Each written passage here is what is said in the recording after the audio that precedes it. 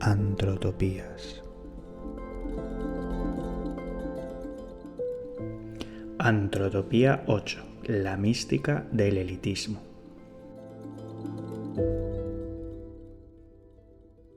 Hola, de nuevo, bienvenidos a esta octava Antrotopía. Mi nombre es Rubén Ballesteros y hoy vamos a hablar sobre los mecanismos sobre los que las élites apoyan y legitiman su posición dominante en la sociedad. ¿No te has preguntado por qué hay grupos sociales que ostentan una posición predominante en la sociedad y en qué basan esa posición? Hoy vamos a reflexionar sobre esto y más. Empezamos.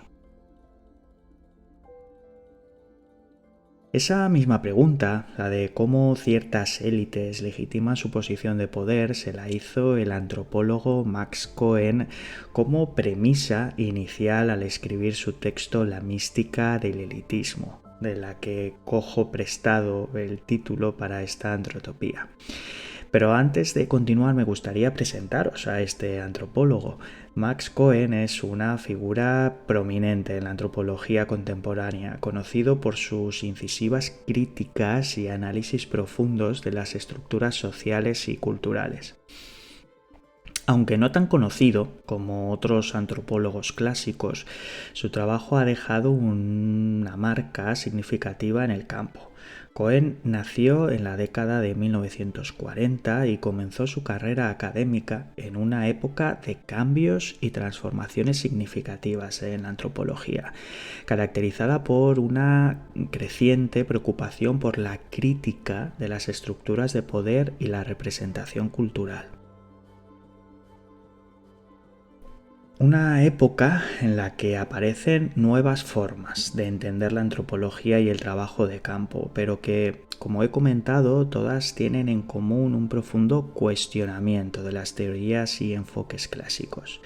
En este contexto temporal podemos destacar, por ejemplo, el auge de la antropología simbólica y hermenéutica.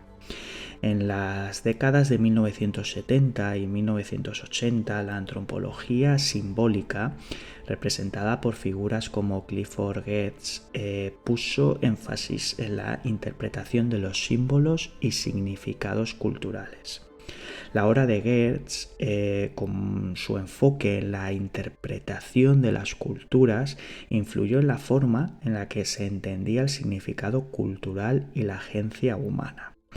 No hemos abordado ninguna antrotopía sobre el simbolismo, lo haremos más adelante, con lo que puede que ahora tengas cierta sensación de perderte con esta referencia a Geertz. Por ahora, quiero que te quedes con que a partir de este momento se empieza a poner el foco en el individuo, en los significados particulares que éste le da a sus acciones y en cómo el simbolismo opera a ese nivel. Se abandona la búsqueda de grandes teorías y aproximaciones estructuralistas para poner el acento en el individuo y en sus propios dramas sociales. Esta época también se caracteriza por una crítica poscolonial, cuestionando las representaciones occidentales de las culturas no occidentales y criticando las estructuras de poder y dominación inherentes en la producción de conocimiento antropológico. Aquí tenéis que pensar que estamos hablando de una época en la que se ha acabado el colonialismo y entonces, por ejemplo, en territorios como África se están enfrentando a un proceso en el que las viejas estructuras de poder se enfrentan a nuevas dinámicas que aparecen. Entonces todo eso, aparte de la antropología en ese momento, servía como caldo o como justificación para llevar ese ejercicio de poder colonial que realizaban potencias como Inglaterra en territorios de África. Entonces, en este contexto histórico es donde aparece ese movimiento de crítica poscolonial. Me detengo en este punto para hacer una reflexión. Seguramente muchos de vosotros habéis oído hablar sobre el reciente intento de descolonización que se está llevando a cabo por el Ministerio de Cultura de España con el fin de actualizar el enfoque de muchas exposiciones y museos actuales. Una de las críticas que más he oído sobre este tema es que se está haciendo una reescritura progre de la historia intentando acallar la gloria imperial española. Yo creo, y esto es una opinión, podéis compartir o no, que esta crítica es muy poco acertada y que es muy necesaria esta relectura del pasado. Y ojo, hablo de relectura, no de reescritura. Tenemos que entender que los hechos del pasado tenemos que analizarlos en su contexto histórico y por tanto no establecer juicios de valor basados en enfoques y aproximaciones actuales. Por ejemplo, sería un fallo analizar los intercambios económicos del siglo XVI bajo una perspectiva capitalista que tan naturalizada tenemos actualmente, porque no existía y por tanto no operaba en la mente de las personas y en la sociedad de la época. Por tanto, esta relectura tiene que ser contextual, pero aún así sí que podemos realizarla. Seguramente habréis oído la frase "la historia la escriben los vencedores". Es justo eso. La propia historia y los hechos históricos no dejan de ser hechos interpretados por un conjunto de personas.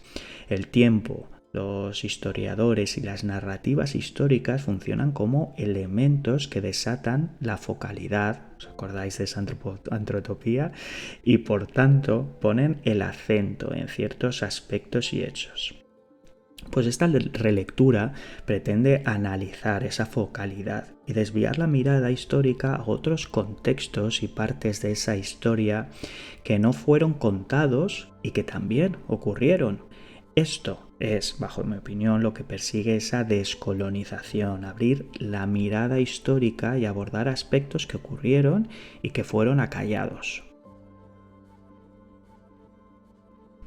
Pero bueno, me he ido un poco del hilo principal, perdonadme. Estábamos analizando la figura de Max Cohen y estaba hablando del contexto crítico en el que produjo su texto La mística del elitismo. Por ahora hemos hablado del giro hermenéutico, de ese giro simbólico que pone el acento en el individuo y de la crítica poscolonial, como ejemplo de estas nuevas corrientes de pensamiento que nacen a finales del siglo XX. Por último, me gustaría citar dentro de estas nuevas corrientes el feminismo y los estudios de género. A partir de los años 1980, del año 1980, el feminismo y los estudios de género comenzaron a desafiar las representaciones antropológicas tradicionales, enfatizando la importancia del género y la perspectiva feminista en el análisis cultural. Tenéis que entender que la antropología no escapa de esa visión en cierta forma heteronormativa y hasta ahora las voces y las perspectivas femeninas y de muchas mujeres habían sido acalladas por la disciplina. Entonces se despierta ese movimiento. De todas formas hablaremos de todo esto en otras antrotopías y sobre todo hablaremos sobre el género, así que lo dejo aquí. En este contexto, el texto de Cohen, La mística del elitismo, emerge como una crítica poderosa y necesaria. Publicado a finales de la década de los 80, este trabajo aborda cómo las élites culturales y académicas construyen y perpetúan sistemas de exclusión y privilegio dentro de sus propias esferas. Cohen argumenta que el elitismo no solo se manifiesta en el acceso a los recursos y el poder, sino que también en la producción y el control del conocimiento. Vamos a entrar un poco más en este texto. Cohen escribe este texto tras haber hecho un trabajo de campo en Sierra Leona durante los años 60. En esta sociedad poscolonial, todas las posiciones de poder las ostentaban extranjeros, ejerciendo un liderazgo político en todos los ámbitos profesionales y burocráticos. Aproximadamente solo el 2% de estos puestos eran ocupados por población local. pero lo curioso es que la mayoría provenían de una minoría étnica, los creoles. Esto le lleva a Cohen a pensar en por qué los creoles son los únicos que han podido ocupar esas posiciones de poder. Analizando la sociedad creole, y perdonadme si no lo pronuncio correctamente, se da cuenta que una de las características principales de esa sociedad es que siguen un estilo de vida que les proporciona una posición predominante en la sociedad de Sierra Leona y les dota de unas virtudes de excelencia que les permiten ejercer esa posición de poder. En concreto, un aspecto fundamental es la importancia que le otorgan a la educación formal. Más allá de esa propia educación, Cohen se fija en toda la ritualidad que la envuelve, desarrollando así ese concepto de mística del elitismo. Esa mística hace referencia a todo un conjunto de rituales y símbolos que lo que hacen es legitimar a esa minoría para el ejercicio de poder. Colegios privados entendidos como espacios de élite, símbolos de estatus, ritos públicos entendidos como, como formas públicas de representar eso, y las podemos pensar como ceremonias de graduación. Todo esto construye un contexto vago e impreciso que envuelve a esa minoría de esa mística, y es esa misma mística la que les legitima en el acceso a esas posiciones de poder.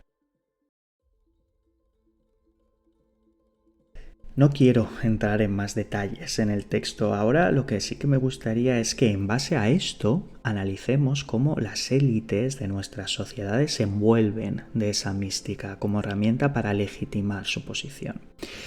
Vamos a analizar algunos ejemplos. Seguro que has estado en alguna discoteca en la que hay un apartado reservado, o para los denominados VIPs.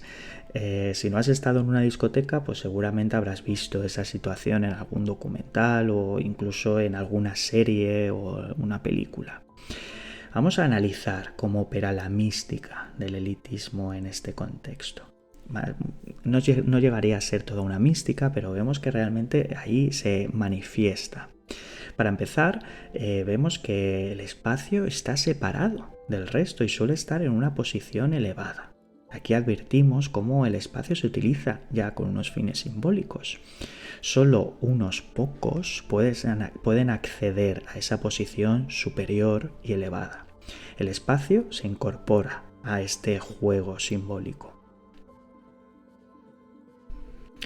Pero ¿cómo han accedido esas personas ahí?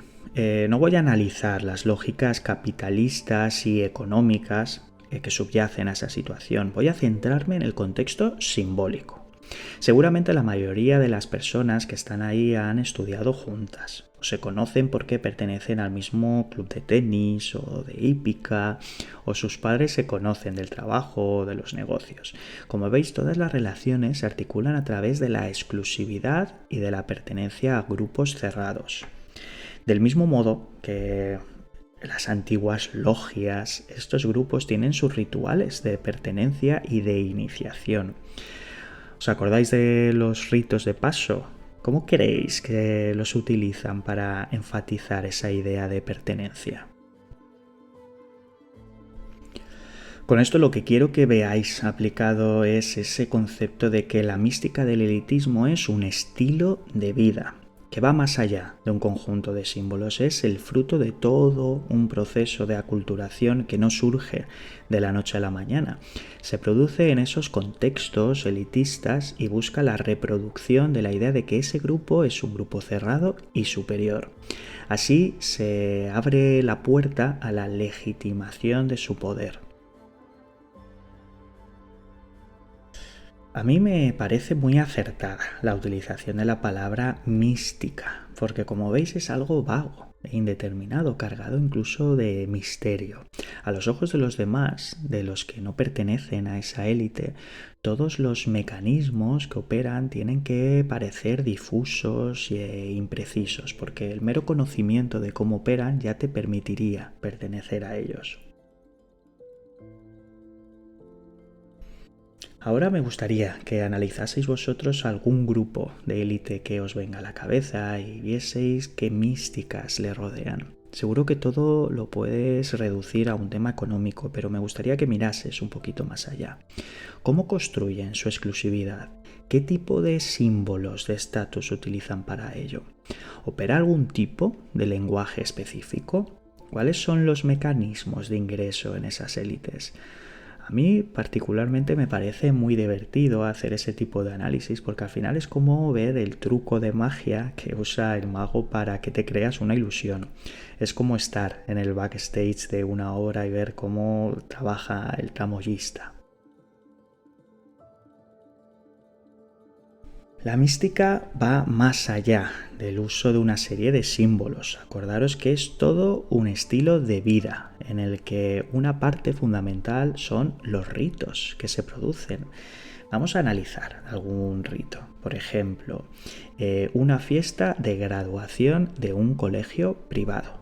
Aquí ya me gustaría que vieseis el papel que juega la educación privada en esa mística. Volviendo al ejemplo, esta fiesta de graduación la podemos ver como una práctica social que perpetúa esas desigualdades y refuerza las narrativas de exclusividad y superioridad. Vamos a analizarla por partes. Empecemos con los rituales y simbolismos. La ceremonia en sí, con sus elementos formales como discursos, la entrega de diplomas, la vestimenta específica, algunos incluso llevan toga y birrete, es un ritual que simboliza el paso a una nueva etapa de la vida, pero también la pertenencia a una élite educada. Este tipo de rituales están diseñados para enfatizar la importancia de la institución y, por extensión, la valía de aquellos que han pasado por ella. Además, los discursos pronunciados por directores, profesores e incluso figuras destacadas del ámbito académico o empresarial refuerzan la legitimidad de la educación recibida y proyectan un futuro de éxito. Estos discursos suelen hacer referencia a los valores del colegio, a la excelencia de los estudiantes y a su futuro papel como líderes, lo que contribuye a esa naturalización de la posición privilegiada. Aquí me gustaría destacar el uso del lenguaje, que durante la ceremonia y la fiesta refuerza esos conceptos de éxito, liderazgo y responsabilidad. Frases como futuros líderes, el éxito se espera o responsabilidad hacia la sociedad crean una narrativa donde los graduados no solo son vistos como los mejores, sino como los destinados a guiar a otros. En este contexto, los símbolos de exclusividad cobran una importancia muy marcada.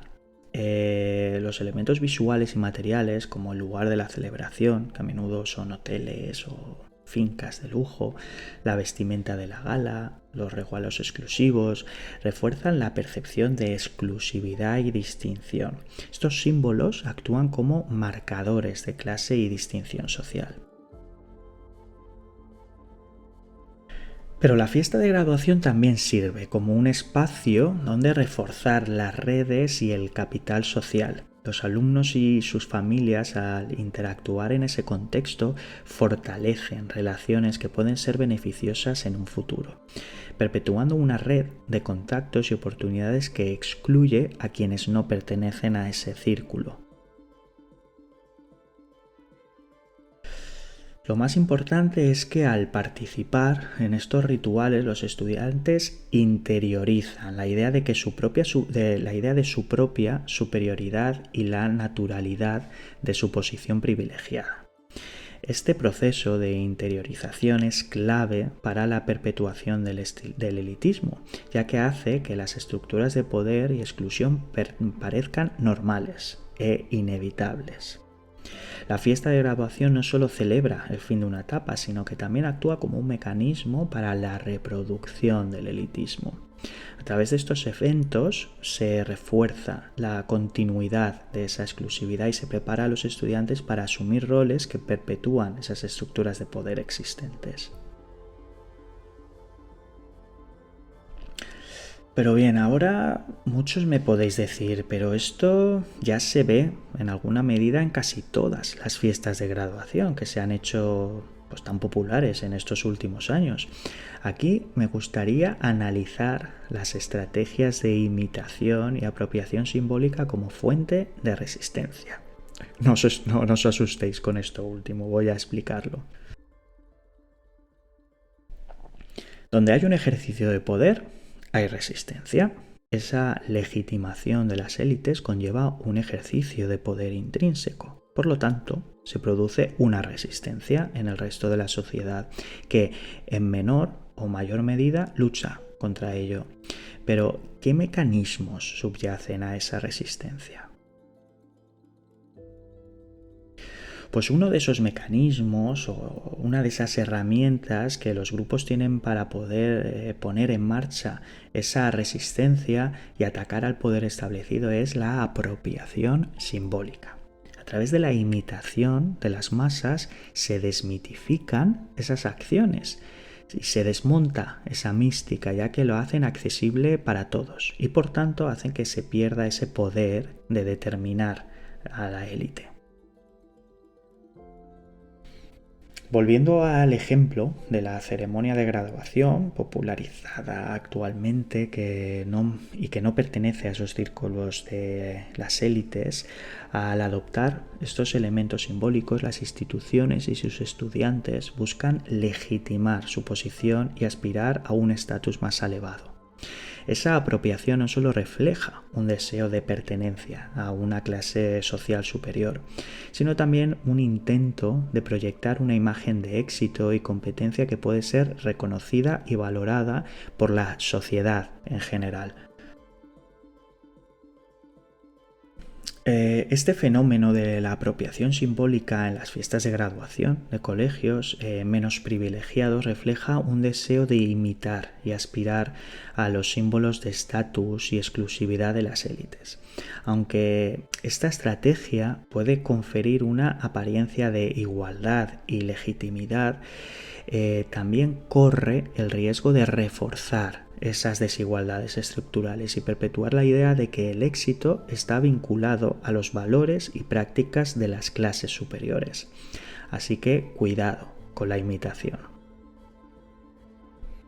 ¿Se te ocurre algún otro ejemplo de apropiación con el fin de desmontar las lógicas simbólicas que operan en algún contexto? A mí me viene uno a la cabeza. Aquí en España, en las zonas de playa, suele ser muy popular ver en los paseos marítimos, cuando cae la tarde, muchos puestos de venta de artículos de imitación de ciertas marcas de prestigio. La moda y las marcas de ropa y calzado de alta gama representan símbolos potentes de estatus social, de éxito y de pertenencia a una élite privilegiada. La imitación de estas marcas por individuos y colectivos que no pueden permitirse los productos originales es una forma de apropiación simbólica. Esta imitación de marcas de lujo ofrece una vía para acceder simbólicamente a la exclusividad y a la distinción que esas marcas representan. Aunque los productos no sean auténticos, su apariencia permite a los usuarios participar en la cultura de la moda y del lujo, borrando temporalmente las barreras de clase y de acceso. Pero al igual que con la apropiación de los rituales elitistas que hablábamos antes, la imitación de marcas puede perpetuar las desigualdades estructurales. Mientras que los productos falsificados ofrecen una solución temporal para acceder a símbolos de estatus, también refuerzan la idea de que la autenticidad y el valor están inherentemente ligados a esas marcas de lujo. Me gustaría que la próxima vez que estés ante un puesto que vende estos artículos lo analices bajo estos conceptos que hemos visto en este capítulo. A que ahora eso que hasta ahora era un simple intercambio comercial cobra una complejidad y una cantidad de matices totalmente distinta. Pues hasta aquí el capítulo de hoy. En el próximo capítulo, que por cierto será el último de esta temporada, me gustaría seguir con este tema y hablar de los conceptos de hegemonía y de discurso. Ya veréis que con estos dos conceptos hay muchísimos matices muy interesantes que nos ayudan a despertar esa mirada crítica y que nos ayudan a entender a las élites y sobre todo el ejercicio del poder. Como ya he comentado, ese próximo capítulo será el último de esta temporada. La nueva temporada la iniciaré a mediados de septiembre y vendrá cargada de novedades, que ya os contaré en el próximo episodio de Antrotopías.